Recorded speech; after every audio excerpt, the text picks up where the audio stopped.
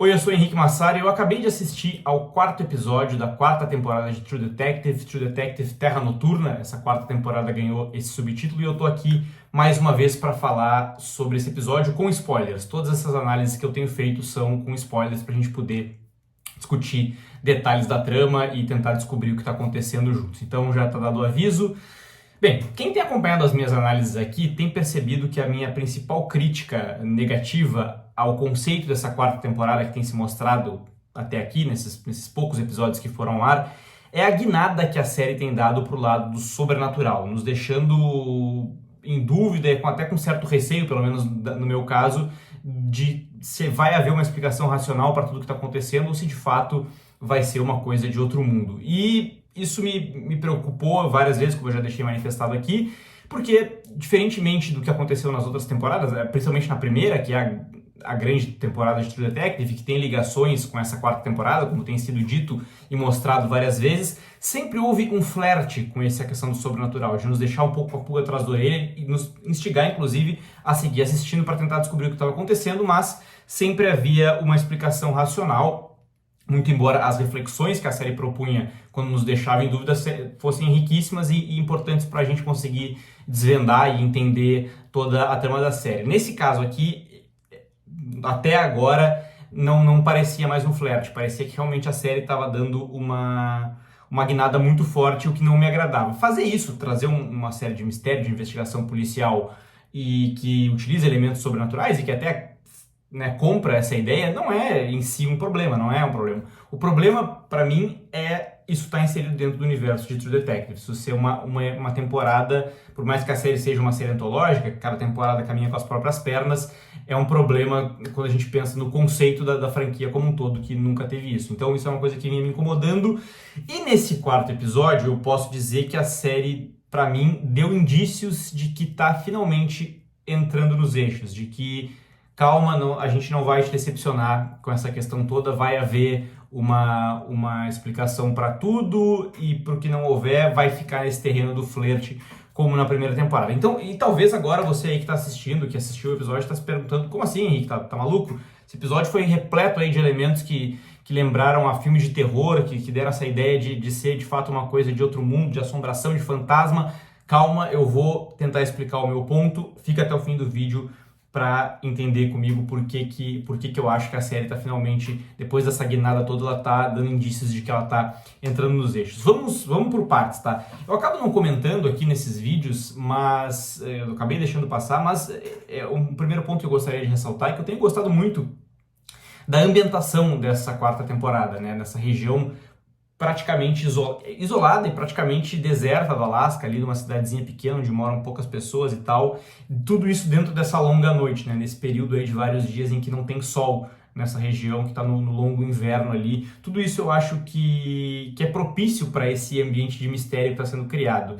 E é propício também para a gente tentar tratar, como a série tem feito bem, de uma questão que é muito importante para os personagens, que é a questão da solidão. O True Detective sempre se mostrou uma série que leva muito em consideração a construção dos personagens, o desenvolvimento deles, quem eles são de verdade, os seus dilemas e tal, e isso vai dialogando muitas vezes com o mistério que eles estão investigando. E no caso aqui a gente pode dizer que tanto a Danvers quanto a Navarro são figuras muito solitárias, assim, e esse episódio ele é muito interessante para o desenvolvimento delas com relação a esse ponto, para as duas, tá? E um outro ponto que aumenta esse ambiente de solidão e de mistério, essa melancolia que existe nesse longo inverno aí do Alasca, inclusive é o fato de que esse episódio se passa na véspera de Natal e as duas personagens estão basicamente sozinhas o tempo inteiro, assim, né? Então isso é muito revelador quanto à natureza delas, quanto ao que está acontecendo na vida delas. Alguns fatos são revelados sobre as duas são revelados e acontecem nesse episódio, que são extremamente relevantes para o desenvolvimento delas e da trama. Quanto a Danvers, uma questão que fica muito clara nesse episódio é que ela teve um marido e um filho que morreram. Né? Isso estava meio no ar nos últimos episódios, não chegou a ser falado e agora fica bastante claro. Jake e Holden era o filho dela e provavelmente Jake era o marido. A gente entende que eles morreram e aquele urso de pelúcia, aquele urso polar sem um olho lá que ela guardava e tanto aparece, pertencia ao filho dela. Então isso é uma questão muito importante com relação a ela, e o fato dela ter sido sempre muito difícil de lidar, a relação dela, as relações interpessoais sempre foram muito complicadas, e depois da morte do marido e do filho, isso se complicou ainda mais, né? Inclusive atrapalhando a carreira dela de boa policial que ela sempre se mostrou ser. No caso da Navarro, tem um grande acontecimento nesse episódio aqui, que é o fato da irmã dela, que sofre de esquizofrenia, transtorno bipolar, borderline, ela tem várias questões de saúde mental bem complicadas, e ela acaba sendo internada por ela nesse episódio mais uma vez, né, para não correr mais risco de vida, só que ela acaba fugindo desse lugar, de alguma forma, e acaba morrendo. Ela caminha em direção ao oceano e aparentemente ela morreu, e aí parece ser de fato o fim dessa personagem, que do ponto de vista da história, pro desenvolvimento da história, me parece ser uma grande coisa. Eu acho que essa irmã da Navarro, ela vem atrapalhando bastante, assim, principalmente porque agora toda essa questão de sobrenatural, de ver coisas e tal, aparentemente vai se concentrar mais na Navarro. E esse é o grande ponto que eu quero dizer do porquê que eu acho que a série dá indícios de que está entrando nos eixos. Para de parecer que existe uma grande questão assombrando aquele lugar, que tem de fato espíritos vagando por ali e tal, e parece ser mais uma questão de uma condição familiar delas duas, né, que a mãe delas teve também, e agora a Navarro tá convencida de que isso foi passado para ela, já se demonstrou que ela de vez em quando vê coisas e tal, então parece muito mais ser uma coisa dela. Isso vai surgir outras vezes e tal, mas eu fico mais seguro quanto a isso agora, porque a gente consegue encontrar explicações. Quando eu critico a parte sobrenatural, eu não quero encontrar explicação para tudo, tá? Eu acho que é interessante algumas coisas ficarem no campo da nossa imaginação, de pensar, putz, será que era isso? Será que eu entendi bem e tal? A questão para mim é a explicação maior não ser algo de outro mundo. Isso eu acho que de fato não combina nada com o espírito da franquia True Detective. E, então esse é o ponto, tá? Parece que vai ser uma coisa, né, que fica centrada nela, que seria uma maldição da mãe dela e tal. A gente até discutiu no último episódio, eu dei algumas demonstrações de como isso poderia, eu fiz alguns comentários de como isso poderia ser explicado e tal. Vocês até nos comentários lembraram de um bom ponto que eu não tinha falado, que a água da cidade aparentemente está contaminada, está saindo preta da torneira. Isso poderia provocar alguns distúrbios na população, e acho que isso é uma boa explicação também. Mas o ponto que eu citei é isso, de ser uma questão familiar dela ali e tal, uma questão que vem de outras gerações e tal, talvez seja mais por esse caminho. Inclusive, para não dizer que fica só nela, a Danvers tem esse encontro que ela quase bate com o carro num urso polar sem um olho, que é idêntico ao urso polar de pelúcia que pertencia ao filho dela, que é uma coisa que fica mal explicada, mas isso ainda está, digamos assim, num terreno seguro, assim, de a gente ficar pensando, será que isso aconteceu? Será que isso não aconteceu? Sabe? Será que ela é porque ela estava bêbada? De fato, ela estava alterada? Então, tem questões nesse sentido, assim, que agora eu não lembro se ela estava bêbada naquele momento, tá? Mas ela passa o episódio todo bebendo e tal. Então, enfim, fica... de novo, é um terreno seguro, que a gente fica, será? E as questões de fato mesmo, fantasmagóricas, ficam centradas na Navarro, tá? Tem pontos muito importantes do desenvolvimento de trama também nesse episódio, que é a questão que elas avançam consideravelmente na investigação dos dois crimes que elas estão investigando, tá? Descobertas desse episódio. O vídeo que foi gravado pela Annie, aquela menina que morreu e tal, anos antes, que tinha um relacionamento com o Raymond Clark, aquele cientista que está desaparecido, aparentemente o único não, porque o outro cara sobreviveu também, mas o que desapareceu da estação, que não foi encontrado, o vídeo que ela gravou, né, que a gente viu no último episódio, que foi o grande cliffhanger, que ela pedindo socorro, e aí a luz se apaga, ela tá gritando. Eles descobrem que esse vídeo foi gravado dentro de uma caverna. E alguém corta a luz do gerador que estava iluminando aquele lugar e elas supõem que o mesmo aconteceu na estação de Salal lá antes de tudo acontecer. Tem o vídeo também sobre, né, dos cientistas, e do nada dá um apagão, alguém cortou a luz do lugar, elas ficam com essa impressão. A Danvers descobre a existência de um cara chamado Otis Heiss, e esse é um nome que vai ser bem importante para esse episódio, provavelmente porque vai acontecer depois, porque ele parece finalmente ser um elo entre esses dois casos, o caso da Annie e o caso dos cientistas que foram, né, enfim, que morreram e tal, apareceram congelados. Por que ela foi atrás desse cara, tá? Isso é bom entender, porque senão pode ficar meio confuso. Porque ela pediu pro policial ali que trabalha com ela para ele investigar pessoas que tiveram ferimentos parecidos com aqueles ferimentos bizarros que os cientistas apresentaram. E ele descobriu esse cara que em 98 foi internado no hospital com as duas queimaduras nas duas córneas, os tímpanos rompidos e mordidas auto-infligidas, ou seja, que ele se mordeu, muito parecido com os homens lá da estação de Tsalau. Ele ficou viciado em heroína, provavelmente depois disso, e depois disso com certeza, mas provavelmente heroína, que a gente não sabe exatamente o que é. E depois desse acidente, só que assim, ninguém sabe o que causou esse acidente, e aí já tem esse outro grande mistério, que é, né, muito parecido com o que aconteceu com os cientistas. Aí, pausa nisso, tá? Uma outra coisa que elas descobrem, porque elas estão investigando por que a Eni estaria dentro de uma caverna, elas descobrem que a região ali de Ennis tem um sistema de cavernas, que elas achavam que não existia. Mas, de fato, existe um sistema de cavernas que é difícil de ser acessado e tal, pode acontecer vários acidentes. E aí descobre também com aquele geólogo lá que é amigo, foi um caso antigo da Danvers, que eles descobrem que o cara que mapeou esse sistema de cavernas, ele é de fato esse cara chamado Otis Rice. Então ocorre essa feliz coincidência aí para elas.